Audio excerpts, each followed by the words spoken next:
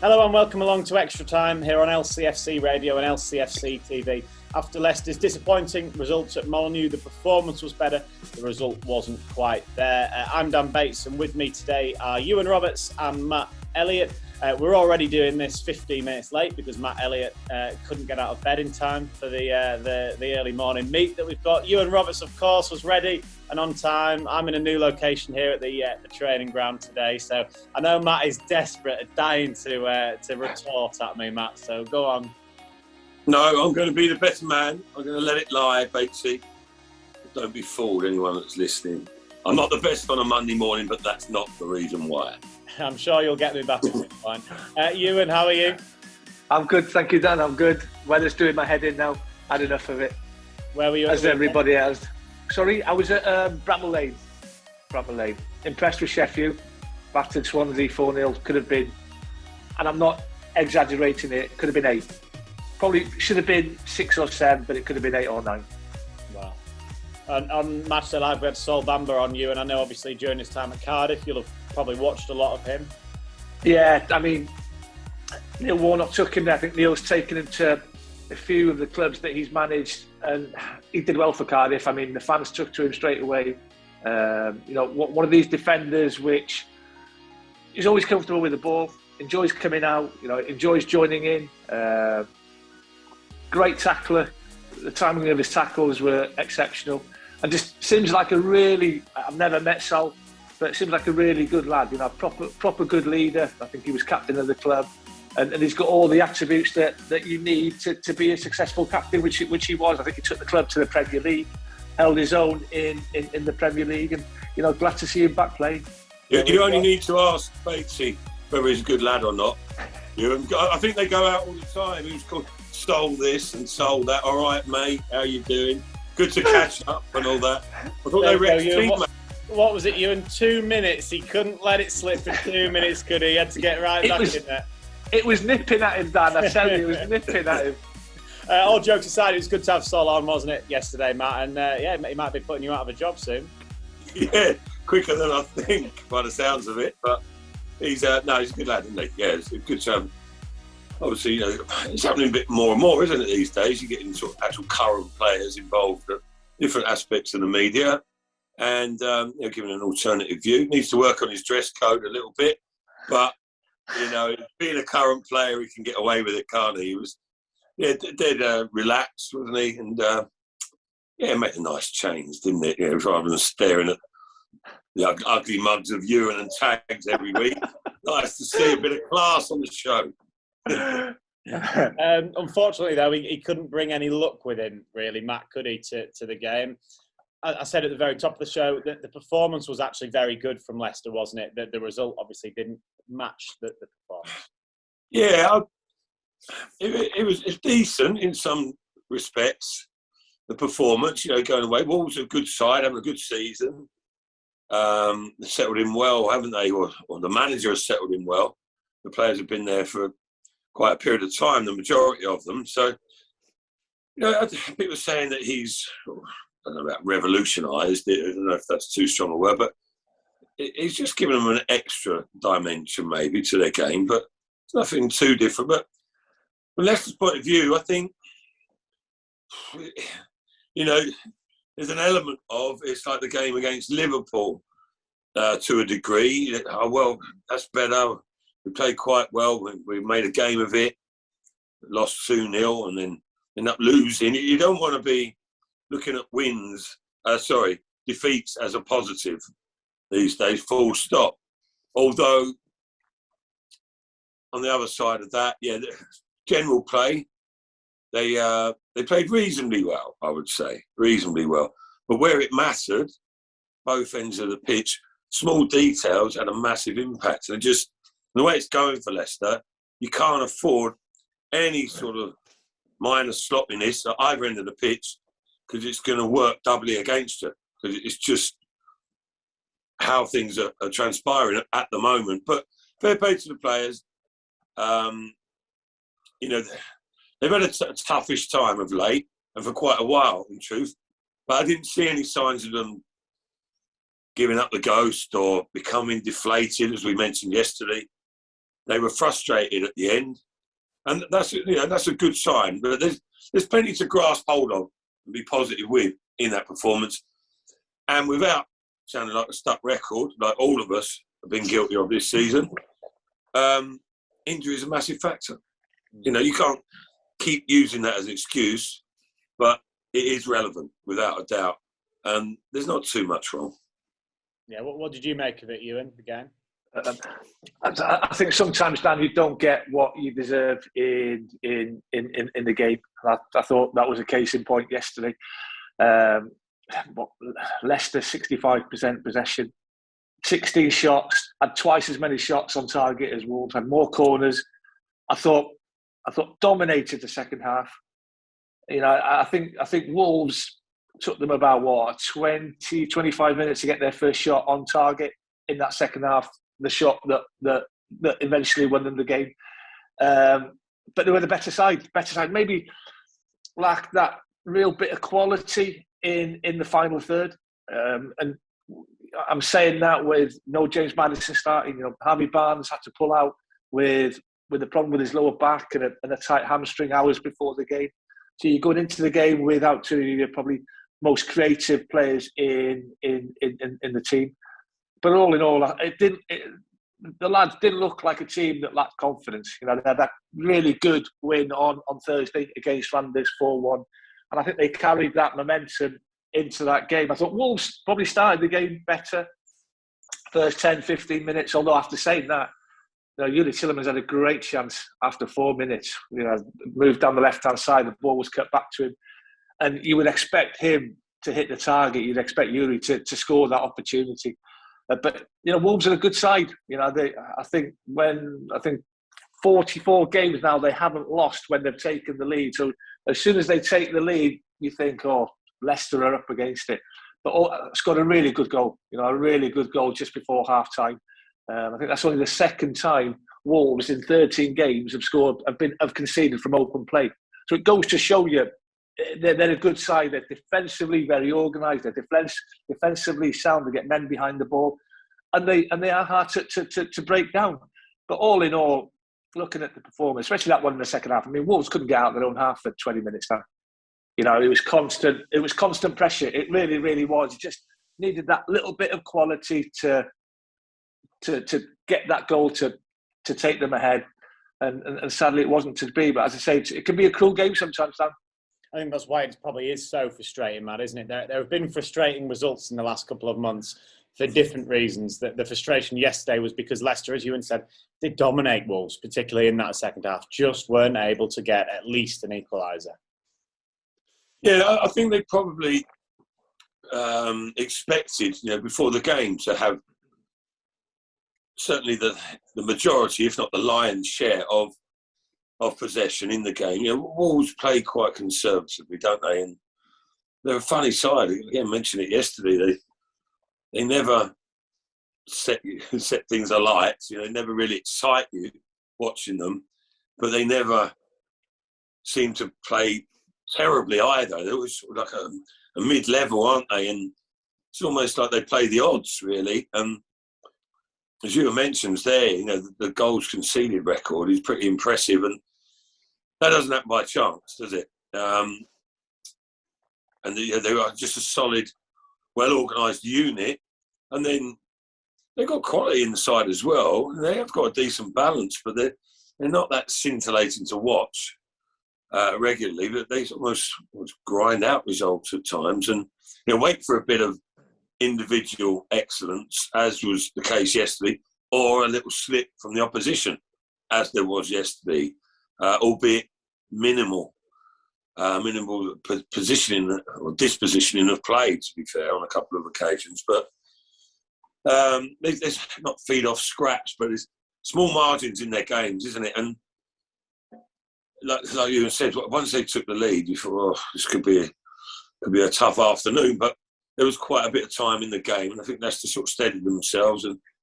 excellent goal, as you mentioned there. It seems quite a long time ago now. It seems like there was plenty going on in the second half as well. But that pass from Tillemans, when the obvious pass was there for Ricardo, and what a run from Albrighton as well. because I thought initially it was just a bit of a decoy run as much as anything. But he's actually continued to run with purpose, because it looked for all the world like Ricardo was going to be the recipient of the ball, and then he just gives it the eyes, doesn't he? Slides it in behind, and Lookman picked up the pieces. Leicester deservedly got themselves back on level terms. But it was there's still elements, though, aren't there? I think set pieces are still a worry, and attacking set pieces or corners are still a bit of a worry as well. They should be able to capitalise on them better. I mean, I can think of at least 3 that hit the front man yesterday, and comfortably. The swirling conditions maybe played a part in that, but you need to put it in the danger zone. Were they trying to drill it in? Do you think because of the wind? I don't know. There were a couple from Yuri Tillemans that I think it was bounced before they got there. Now, I don't know if there was someone to come short and get a little flick on it, but I didn't see anyone in the vicinity. But I don't know. They don't maximise it. They're not the biggest side, Leicester. That's part of the issue. But they look vulnerable defending them, as we know. But they don't look too threatening when they attack them. Have attacking situations, corners. But listen, Leicester have got some very good footballers. I mentioned it against Randers on Thursday. That was a different scenario, of course, but you sitting there watching them saying, listen, Leicester are a good side. They've got some real good out-and-out footballers. But sometimes it takes more than just good footballers to win games. And just a little bit short at both ends of the pitch at the moment. Which hopefully will start to come good again. And we saw the 4 goals against Randers. That must have given them a lot of confidence, particularly those forward players. Dan, goals isn't a problem for the club. I think you look at that Premier League. There's only the top 5 that have scored more goals than Leicester. Yeah, whenever I watch Leicester, I'm always confident that they're going to score goals. I agree with Matty. I never get the feeling that they're going to score from a cross or a set piece or a corner kick because they're not the biggest of sides. But putting the ball in the back of the net isn't a major issue. As I say, six highest scorers in the league. It's just keeping them out of the other side of the net. That's the biggest issue for the club. You look at the last 14 Premier League games now, Leicester have conceded 2 or more in 10 of those Premier League games. That's why the club is 11th in the Premier League at the minute. Scoring goals with the players that they've got, they'll score goals. They've got quality in that final third. They've got players that are capable of putting the ball in the back of the net. We know that. It's just at the minute, it's for the past 6-7 months, it's been very, very hard. And there are reasons, and we're not going to make excuses, but there are reasons.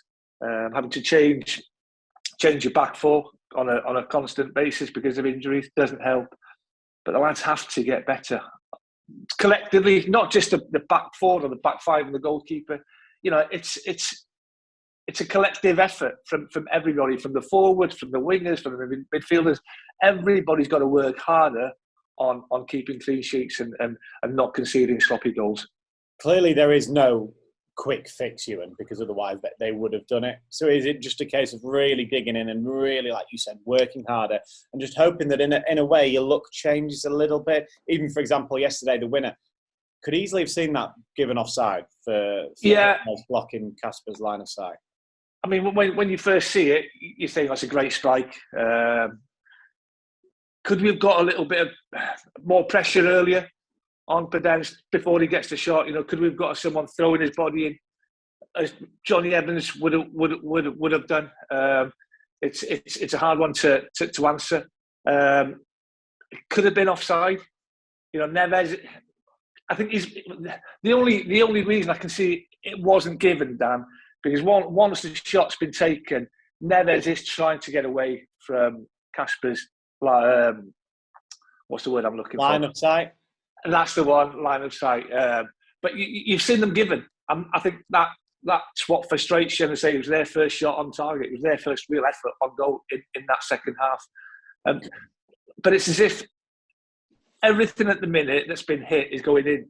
You look at the first goal from Neves. He's 9 times out of 10, you put your laces through that and it goes into row Z in the stand. And it's a fantastic finish, and he's capable of doing that. You know, he's done it many, many times for Wolves, and he sort of side foots it in. I think Kasper sees it late, which means he can't quite get down quick enough to keep it out. It's not getting any luck at the minute with injuries, with things going in. You know, as I say, the 2 goals yesterday, 9 times out of 10, Kasper Schmeichel saves them, or they don't hit the target. Yeah, I think that's probably the frustrating thing for Leicester, Matt, particularly given the offside, the thing surrounding the winner. That Leicester had 2 goals disallowed for that reason against Brighton earlier in the season. They would have won that game 3-2. I know that in those instances, it was Harvey Barnes both times, wasn't it? Was a lot closer to the goalkeeper. Then was it Neves or Jimenez yesterday? Was it Neves? Yes, was it?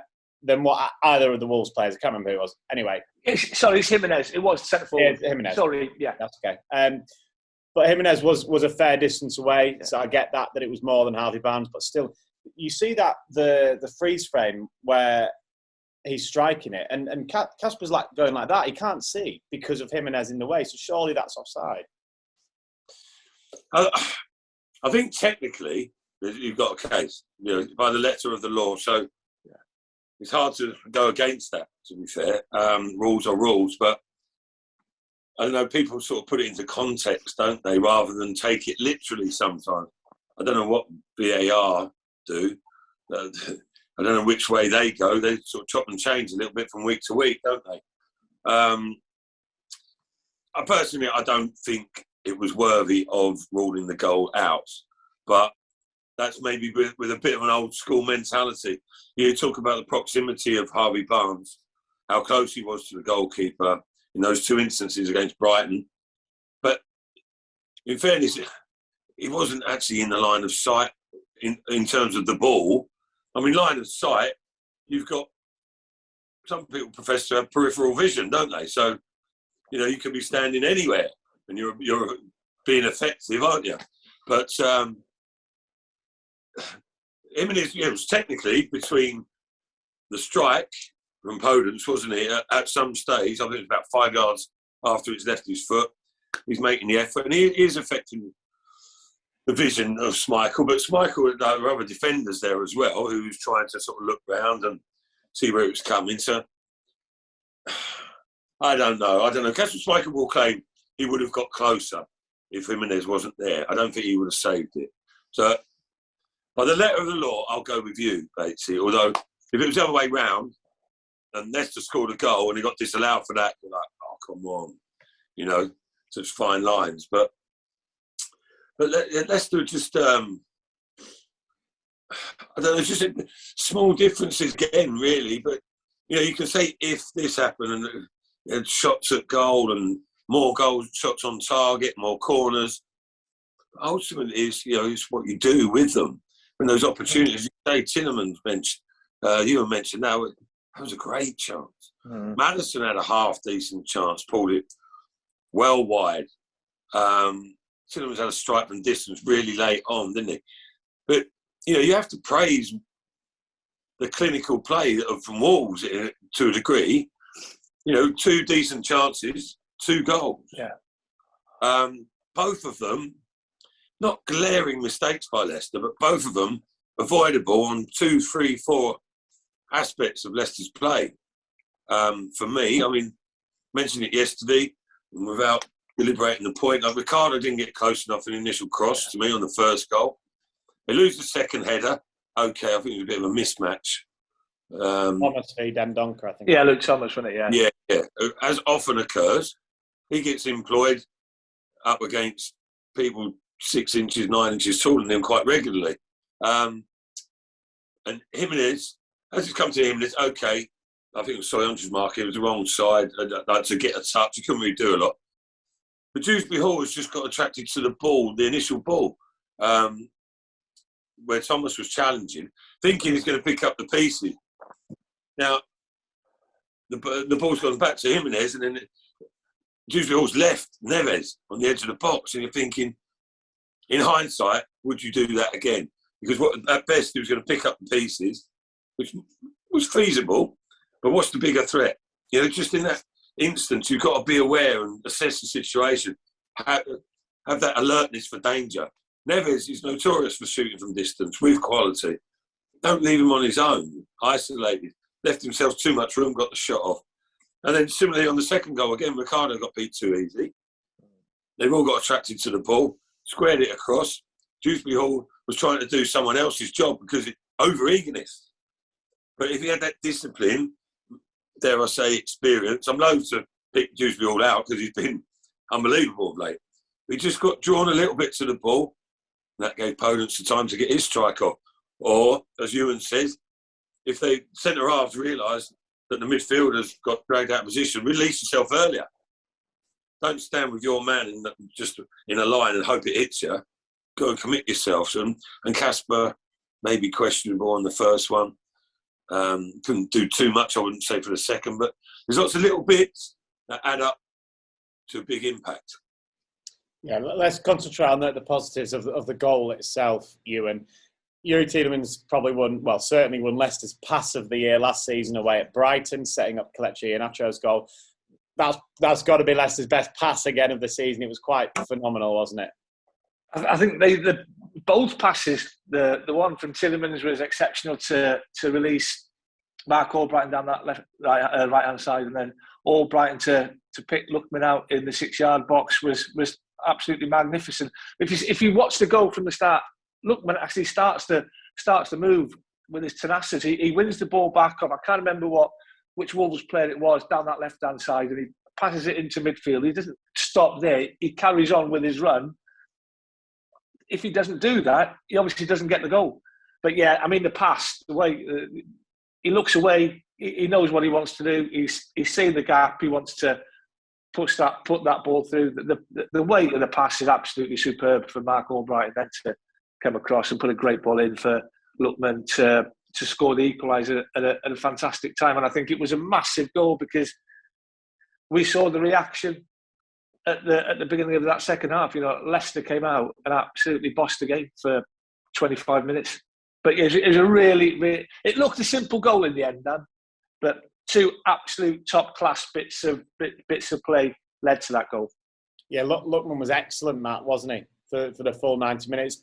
He got Leicester's man of the match from Jerry Taggart, who was on co-commentary. I think that was one of the easier picks so far this season for you guys. He was I would say so. And, despite the result, that performance came right on cue, really, didn't it? And we've seen more than glimpses of what he's capable of. He seems to be getting a little bit more confidence in himself and more comfortable. And you've seen a reflection of that in his performances, I think. Yeah, yesterday with the omissions that Leicester had, Vardy, of course, out, Barnes out at a late date, and Maddison on the bench. It was quite a big call from Brendan Rodgers. Albrighton didn't let him down at all. But you looked at that, say, front three. I know you had the attacking input from Dewsbury Hall and Tielemans to a level as well. So you've got, and fullbacks push on. So you had enough attacking players there out on the pitch. But the immediate threat, that front three, didn't look that intimidating in itself, in terms of how often they would have played together and strike rate, etc. So someone needs to stand up to the plate, really, and that was Ademola Lookman. Lots of people had reasonably good games, but Ademola, one of his stronger games, without a doubt, and that's good for him, because it adds to the strength of the squad, doesn't it, now? And when Barnes is fit and Vardy, everyone's fit, Lookman's genuinely vying for a place in the starting 11, isn't he? Which are good signs moving forward for the rest of the season. Yeah, exactly. That's what I mean. I think both people look at it from a balanced point of view. Understand the reasons why things haven't gone well, or as well as hoped for Leicester. But at the same time, you can see the green shoots of recovery. Does that sound a bit too dramatic? I don't know. Maybe it never quite got to that negative stage. But there's lots to be enthused about. Because Leicester have got an abundance of quality players, young players, hungry, developing, progressing. They've got some experienced, top-level players ready to come back into the fray.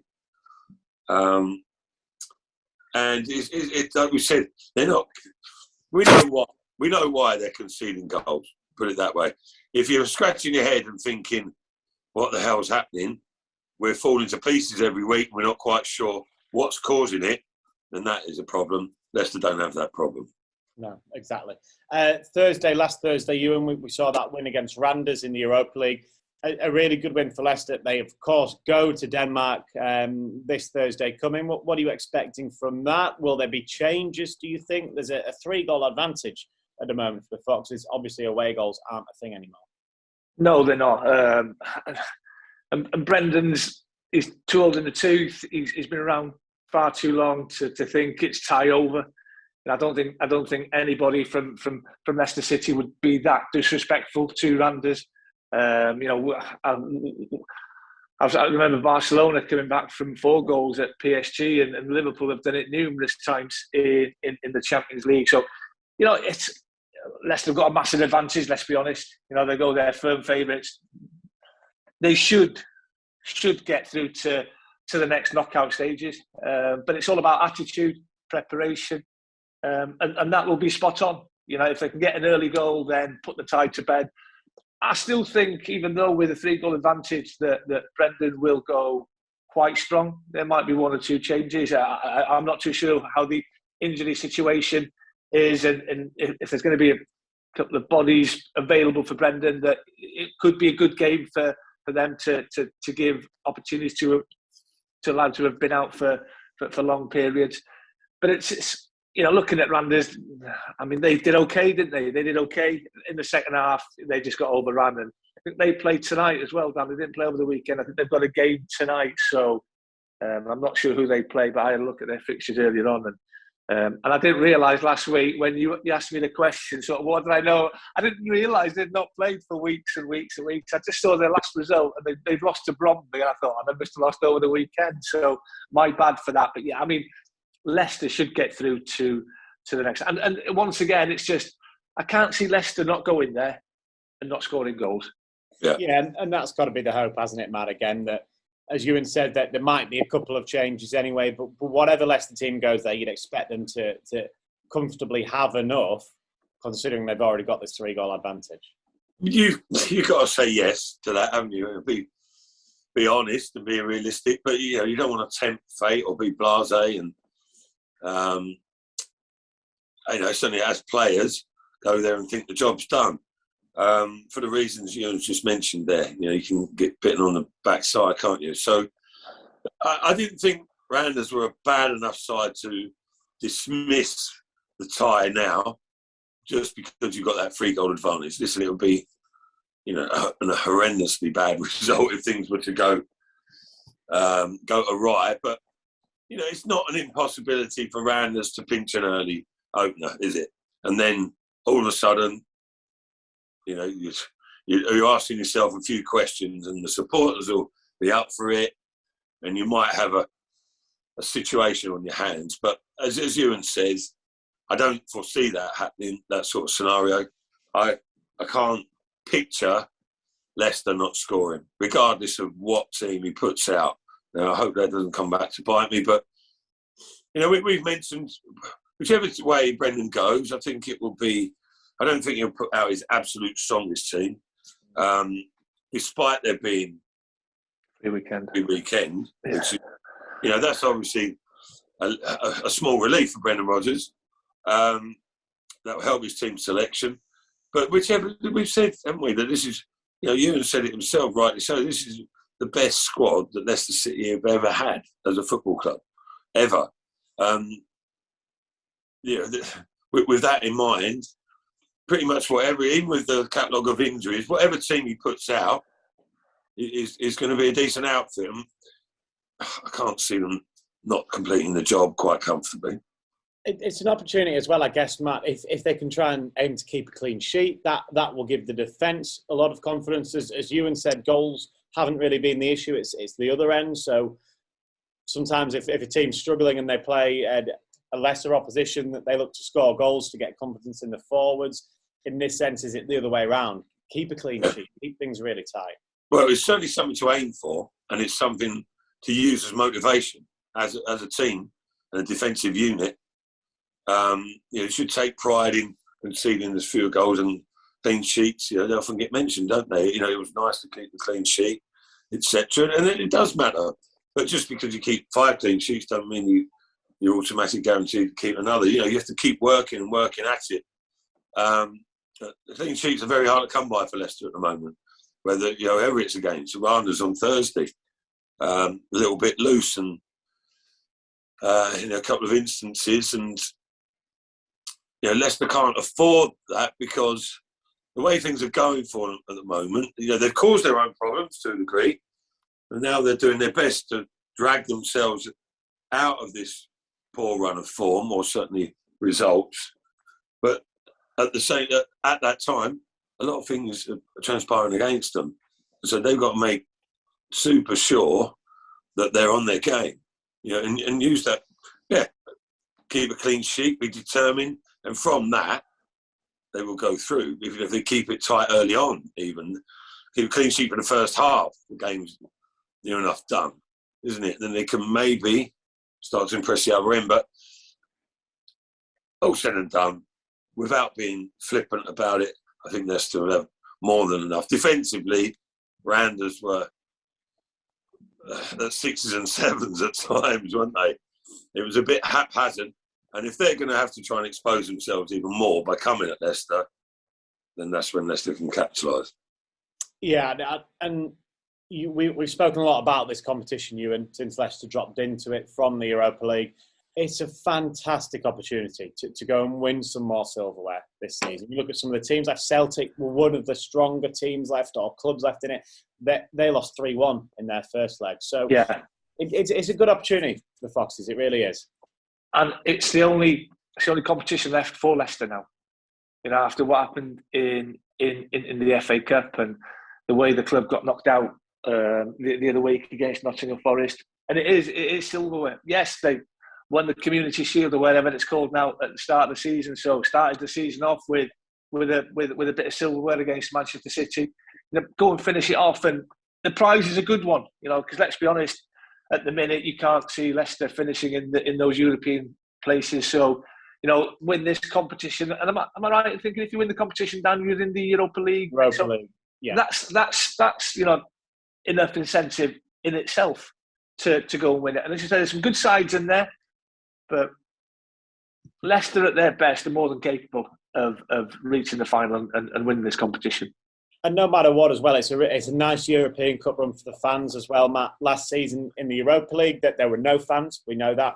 Earlier in this season, the draw in the group stage maybe wasn't perfect for Leicester fans in terms of travelling with some of those places that they had to go, and there were still restrictions at that time. So now is an opportunity, if they can get a bit further. It's a good European tour for the fans as well. Yeah, it's funny how sort of focus adjusts, and initially at the start of the season there was almost frustration of being in the Europa League because of missing out so narrowly on a couple of occasions last 2 seasons, and and I think people got their heads around that. All said and done, competing in Europe in the Europa League especially is no mean feat for a club like Leicester. 5th 2 seasons in succession, both the second best finishes for Leicester ever in the Premier League. So make of that what you will. There's hardly disappointing stuff, is it? But then to go into Europa League, I think the way things went, it was a missed opportunity, wasn't it? And then Brendan, by his own admission, wasn't really considering the Europa Conference League at all. And a lot of people knew it was there, but were hoping not to have to entertain it. But once you're there, a bit of reality kicks in, especially, when you look at the outside situation. It's ended up, as you can say, it's like the biggest chance of bringing some sort of high point to the season. And hopefully that can be the case, although there's still quite a lot of work to do. I mean, some people were, I can't really get my head around it, touting Leicester as one of the top 3 favourites to win the Europa League. You've seen the teams that are still in that. Now, even in the Europa Conference League, there's some very capable outfits. Leicester will do very well to win it, but certainly it's a target to aim for. Especially watch out for that Benefaci. They are a good side. Yeah, classic Jerry Taggart. He was lucky, Ewan, that happened before we went on air, before the Randers game. He was reading the teams left and Marseille, Roma, Benefaci, and obviously Matt and I thought Benefaci had made a comeback, Ewan. Oh, brilliant. So obviously, Matt will not let Jerry live that one down. It's just entertaining. Right, other games at the weekend. Matt, we were on air when there was probably the game of the weekend. I say that, actually, forget that. The game of the weekend was probably at the Etihad the night before. So there's a couple options for you to choose from. Yeah. Is there? Yeah. I'm only joking. What was the Liverpool game? Sorry, the Man United game. Yeah. Yeah, well, we were on there. Sorry, I was having a blank then. Okay. Yeah, do you know? Well, it's the Tottenham game, I suppose, isn't it? Man City has put the cat amongst the pigeons a little bit, isn't it? Yeah, it's amazing. I mean, Man City are exceptional. Don't get me wrong, but how people could say the league is over. You know, it just doesn't make sense, does it, really? Well, the 6 points, if the games are even and let Liverpool win their own games in hand, that's down to 3 points now, isn't it? Yeah. So if they win their game in hand. Liverpool win their game in hand. Yeah. Yeah, and then they play each other soon. So, you know, on the back of one defeat, the whole situation has turned around, or certainly changed. So, you know, I think that's good. Obviously, you don't want one team running away with it. And Liverpool look decent. Those two certainly are a class apart, aren't they? But someone else who's a class apart, Harry Kane, he's a better player than he's given credit for, and he gets a lot of plaudits. But I thought he was on another level or two ahead of everyone at the King Power. I know it's Bergwijn who got all the headlines for, you know, scoring those two ridiculously late goals, but people who were watching the game there at the King Power, Kane was a class apart. He was on another plane altogether. And similarly, on Saturday, wasn't it? Saturday evening, he was, you know, to do that against the might of Manchester City. You know, he's so clever and his technique so good, and obviously his goal scoring. But yeah, that's probably the biggest impact result, isn't it, on the whole face of things. Man United Leeds, yes, looked like quite a rip-roaring affair, didn't it? But one that sticks out, I suppose, at the other end of the pit, of the table, or the spectrum, it was Burnley 3-0 away, wasn't it, at Brighton? Yeah. Yeah. Was only their second win, Matty, wasn't it? Only their second win of the season.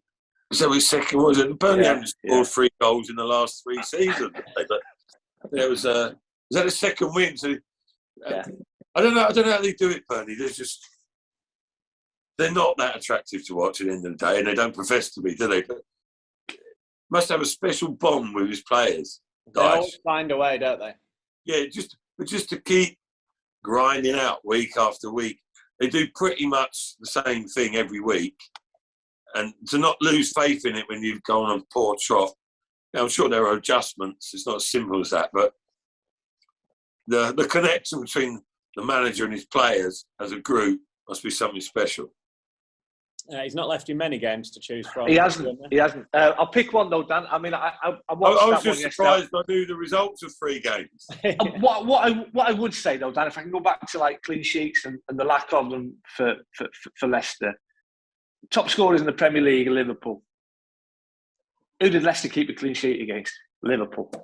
You know, they kept the clean sheet against the most potent attack in the Premier League. They can do it against Liverpool. They can do it against anybody. They've just got to get back to that the organisation, the discipline, the hard work. If they get back to that, and not that they're not doing that, they can keep a clean sheet against anybody. They can keep a clean sheet against Liverpool. Now, I watched that Man U Leeds game yesterday before, obviously, the Wolves-Leicester one, and 2-0 at half-time, Fernandes getting that goal, you think, that's game over. Leeds ain't coming back. And then 2 goals in 24 seconds, and Ellen Road just went absolutely wild. But Man U had just too much to come off the bench, and it was a comfortable win. I mean, Matty's sort of mentioned the Burnley one, and I've looked at the bottom of that Premier League as well. And Roy Hodgson's first win at Watford, it's a massive win for the Hornets. They were a shocking run of form, and going to Miller Park and keeping a clean sheet there, scoring just the one goal. But when you're not conceding, one's always enough. And Aston Villa, after a decent start for Steven Gerrard, a bit of a tough time for them at the minute. But yeah, a good win for Watford. Yeah, absolutely. We had the Leeds game on mute, didn't we, Matt? But when they got those 2 goals in that ridiculously quick succession, you just saw, you only could imagine what the atmosphere was like at that stage. But yeah, shame they couldn't hold on to that one.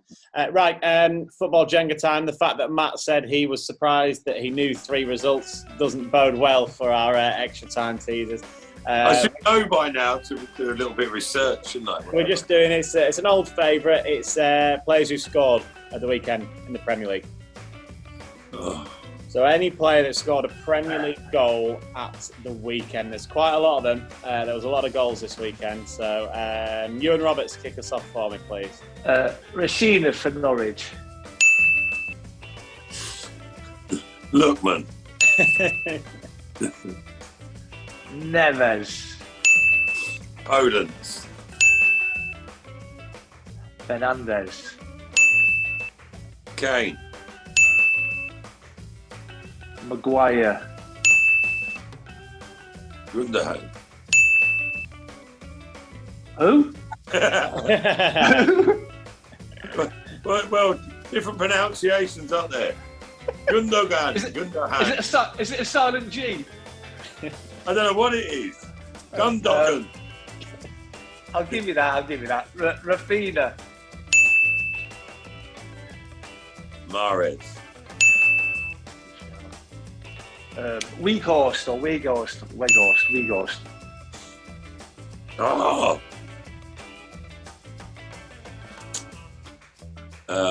I had a couple then. Go on.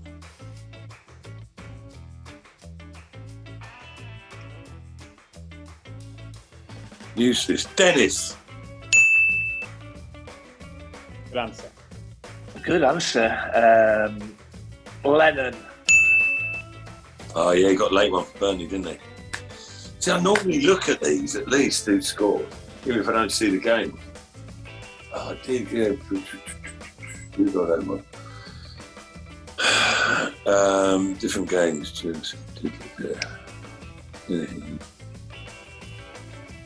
We said Salah. No. But that is Good shout. Mane.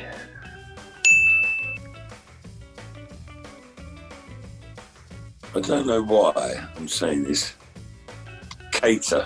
I don't know why you're saying that either. Who got the second for Liverpool? Well, let's see. Ewan's got to get 1 to win it. I'm going to go for Craig Dawson. Oh, good shout. He don't play for Liverpool. Diaz got Liverpool. Yeah. Look sharp as well. Yeah, so it was Salah, Mane and Diaz that got the goals for Liverpool. The ones you missed, you did quite well, to be fair, between you. Stuart Armstrong, Brownhill, Diaz, Alanga. Oh, no, I was going to say Brownhill, and I thought, no, I had that in my head, but I thought he never scores. But, yeah, Alanga, Fred, Kuleveski, Long, Norgard, Rodrigo, Saka, Smith Rowe, Willock and Ziyech. We haven't done well, mate, there, have we really? Well, no, you haven't done well. Don't brag me to your level. Right, yeah, could have kept more in reserve there, did you? Ewan could have kept going. I had a couple more. I had Brownhill in reserve and Willock. Because I watched the Newcastle West Ham game up at Bramall Lane, and I knew who'd scored for them, sort of thing. See, if you stay in on a Saturday night, don't go out, watch match today, you'll have them all in your head. To be fair, I'd rather go out and then get battered on the quiz. Oh dear. All right, well, thank you very much to Ewan and to Matt. Ewan, are you with us Thursday? With Thursday, yeah. All right, so we'll speak to you both on Thursday. 4:15 start for Matchday Live. It's a pretty early one, 5:45 kickoff. So do join us for that, for the second leg against Randers. But yeah, have a great week, both of you, and have a great week, everybody who's watching and listening in as well. And we'll see you on Thursday. Cheers.